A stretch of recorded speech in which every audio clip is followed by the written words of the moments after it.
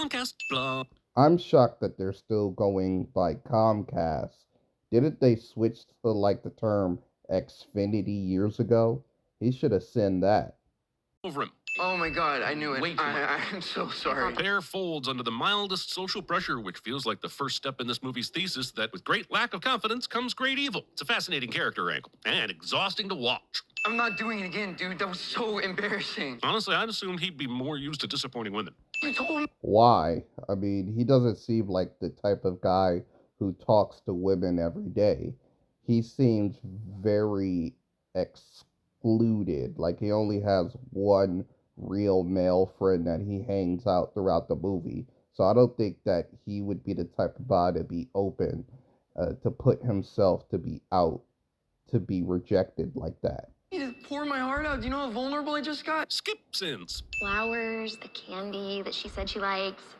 Okay, thank you. Somehow Bear ignores the advice of the only woman present in this conversation in favor of grown adult who wears his cap backwards.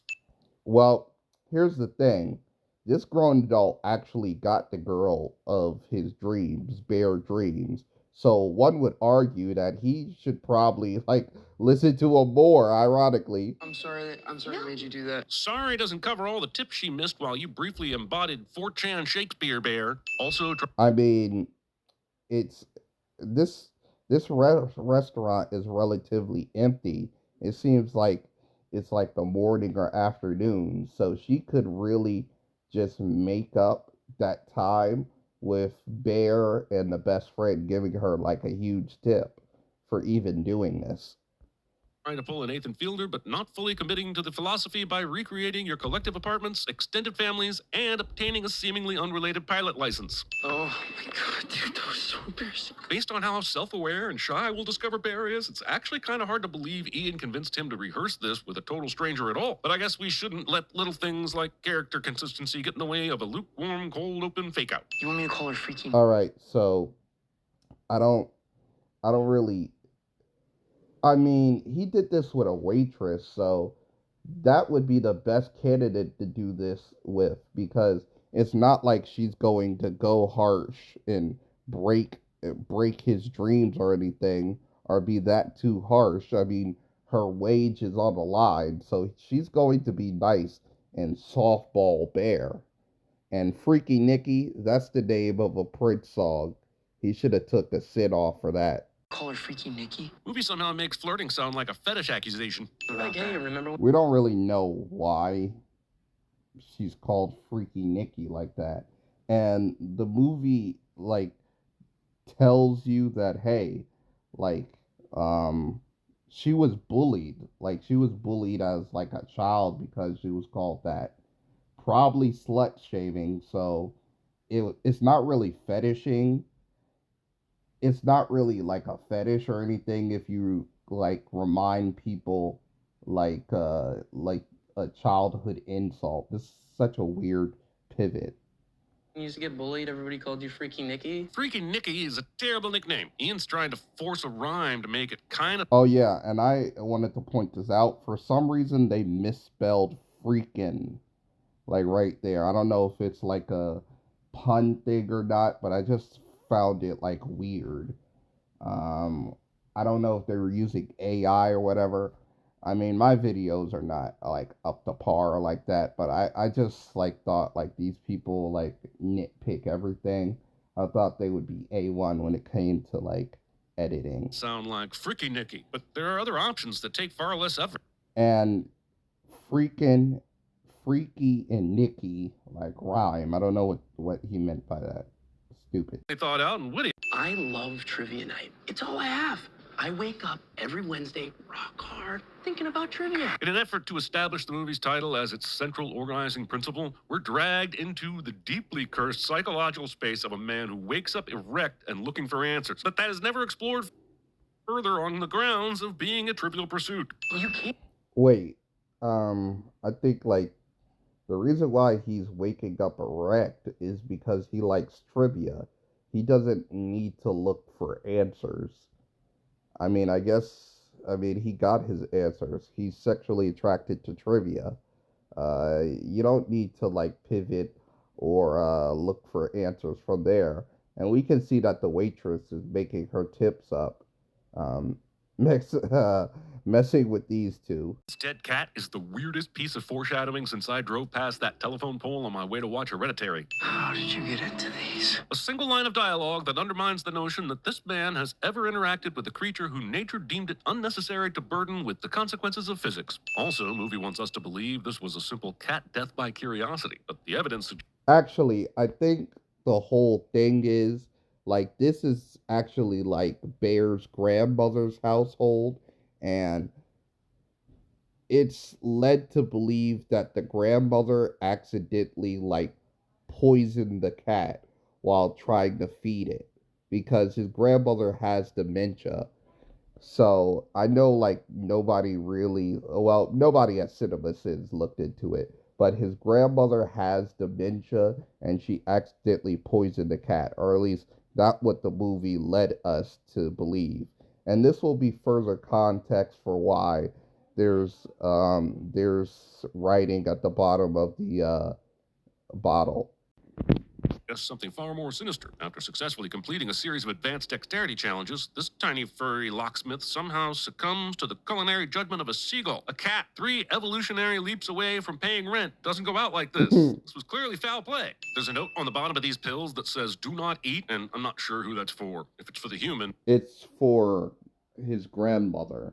You see, Bear placed the capsule on top of the um the the kitchen like little cabinet thing, and he placed it up there because so his grandmother wouldn't reach the capsule and then accidentally like kill herself because she got dementia and overdose herself.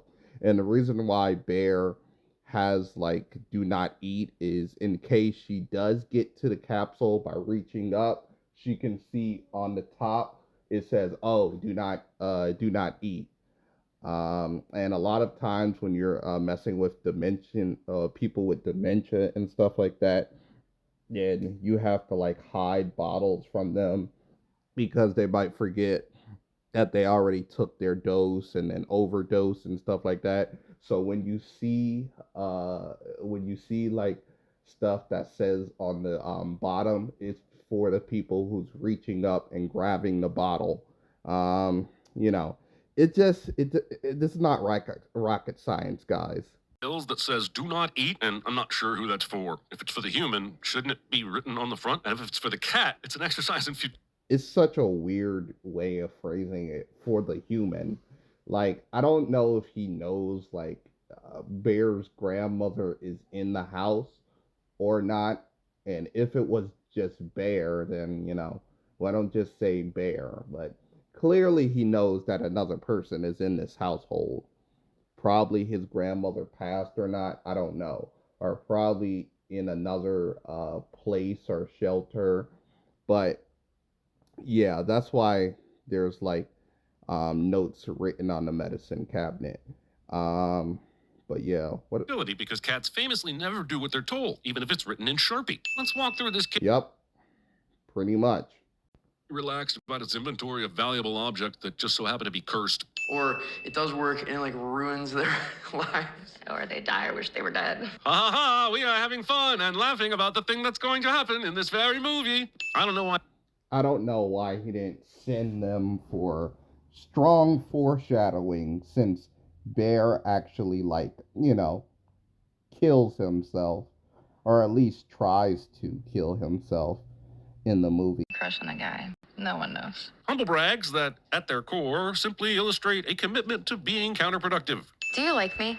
Actually, this is a foreshadowing to the fact that Nikki is sleeping with Bear's best friend, and Bear does not know about it. So I think it's very clever writing. My dad's dying. This lie will work, but I don't understand why it leads to Bear bringing her back to his place. The smart move is to walk her inside, keep things on her turf, and then sleep on the sofa. You're still a creep, but at least you're a creep minus a kidnapping charge. I mean, she literally walked into Bear's car, so it wouldn't be kidnapping. And besides, she said her dad's dying, So one could preclude that her dad is in the household, and thus that's why she doesn't want to go back into the house because it reminds her that her dad is sick. I mean, Also, Nikki is dressed in none of the clothes she was wearing yesterday. In fact, this is her work uniform. And why would that already be at Bear's house? What? Yes, I'm aware that she made a shrine out of a dead cat, but that seems like perfectly acceptable demon behavior compared to apparating clothing. Oh, Nikki.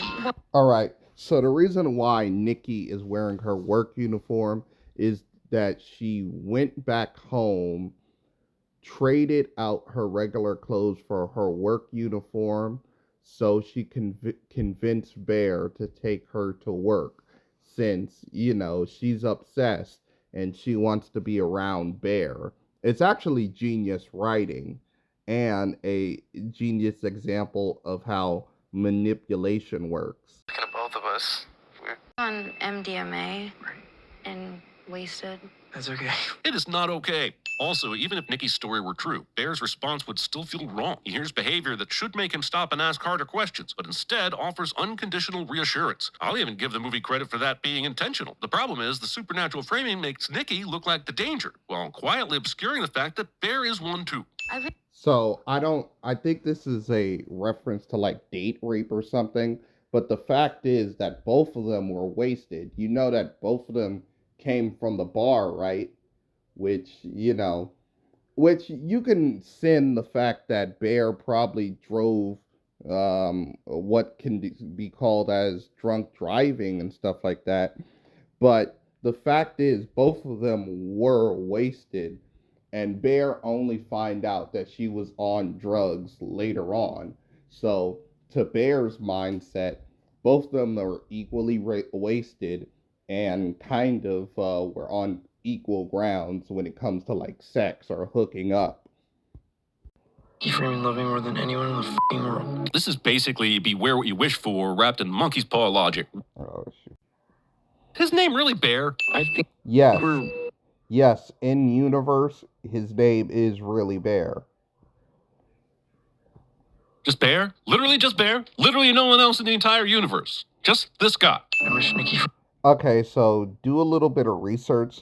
The name being Bear is actually a reference to the fact that many women say they rather choose a bear or to be stuck in the jungle with a bear rather than a man. So, yeah. Literally fine. In the last 12 hours, she has literally duct taped your door shut, cut your hair in your sleep, and made a Reuben out of your dead cat. There's a point where self-delusion becomes as certifiable as it is tedious. The windows...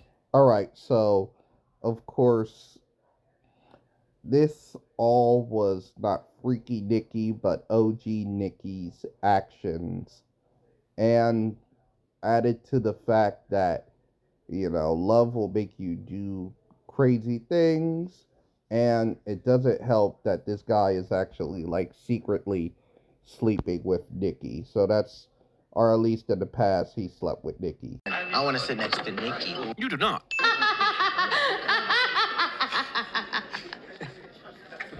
I'm glad that this movie decided to buck the trend and not have, like, the black guy die. Or anything. It's effective as in a horror movie context, but why would the demon have these exaggerated and confusing reactions? You'd think it would try to lay low, not act like a fucking alien. That's the OG Nikki reaction. Like, the OG Nikki, like the original Nikki, have some control over her body periodically. So I think it's causing the new Nikki or the freaky Nikki to act sporadically, like holding a pause on the laughing. And I think these horn dogs are too really horny to notice these actions anyway.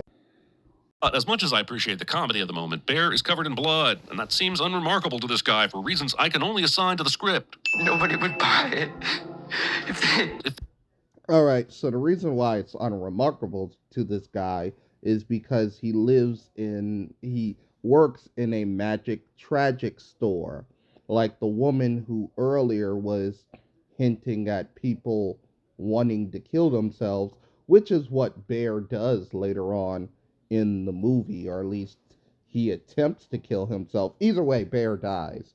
These people know that what they're selling is basically magic voodoo products that turns foul after you use them. So the whole idea of somebody running into the store with blood on them wouldn't be that shocking to the person.